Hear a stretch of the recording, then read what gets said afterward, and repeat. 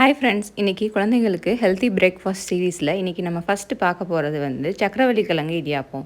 இதை எப்படி செய்கிறதுன்னு பார்க்கலாம். இதுக்கு ஒரு 1/4 கிலோ அளவு சக்கரவள்ளி கிழங்கை வந்து எடுத்து இந்த மாதிரி கட் பண்ணி இட்லி தட்டியில் வச்சு வேக வச்சு எடுத்துக்கோங்க.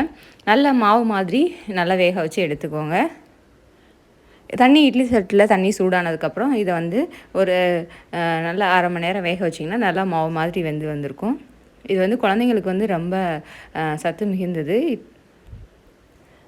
இப்போ கொஞ்சம் நேரம் கழித்து பார்த்தோன்னா இந்த மாதிரி நல்லா அமுக்கி பார்த்திங்கன்னா நல்லா மாவாக வெந்திருக்கணும். இந்த சமயத்தில் நம்ம எடுத்து வச்சிடலாம். இப்போ அந்த தோலெல்லாம் எடுத்துகிட்டு நல்லா இதை வந்து நல்லா மாவாக வந்து நம்ம பிசைஞ்சு வச்சுக்கிறணும். ஏன்னா நம்ம இதில் தான் இடியாப்பம் வந்து புளிய போகிறோம். அதனால் கட்டிகள் எதுவுமே இல்லாமல் நல்லா மாவாக பிசைஞ்சுக்கிறணும்.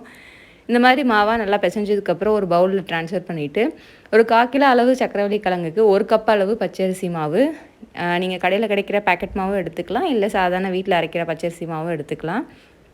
1 கப் அளவு பச்சரிசி மாவை சேர்த்துட்டு நல்லா இந்த கிழங்கும் மாவு எல்லாம் ஒன்று சேர பிசைஞ்சுக்கோங்க. இதுக்கு தேவையான அளவு உப்பு போட்டு நல்லா பிசைஞ்சு எடுத்துக்கோங்க. இப்போ கொஞ்சம் கொஞ்சமாக தண்ணி சேர்த்து நல்லா இடியாப்பு மாவு பக்குவத்துக்கு நம்ம வந்து பிசைஞ்சு எடுத்துக்கலாம்.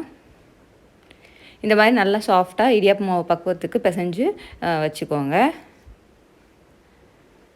இப்போ இதை வந்து ஒரு இடியாப்ப உலக்கில் சேர்த்து நம்ம இடியாப்பமாக புழிஞ்சு எடுத்துக்கலாம். இந்த மாதிரி இடியாப்ப உலக்கில் சேர்த்து நம்ம இடியாப்பமாக புழிஞ்சு எடுத்துட்டு நம்ம ஒரு இட்லி சட்டியில் வந்து ஒரு 2 நிமிஷம் வச்சு எடுத்தால் போதும். ஏற்கனவே வெந்த கிழங்குனால சீக்கிரமே வெந்துடும்.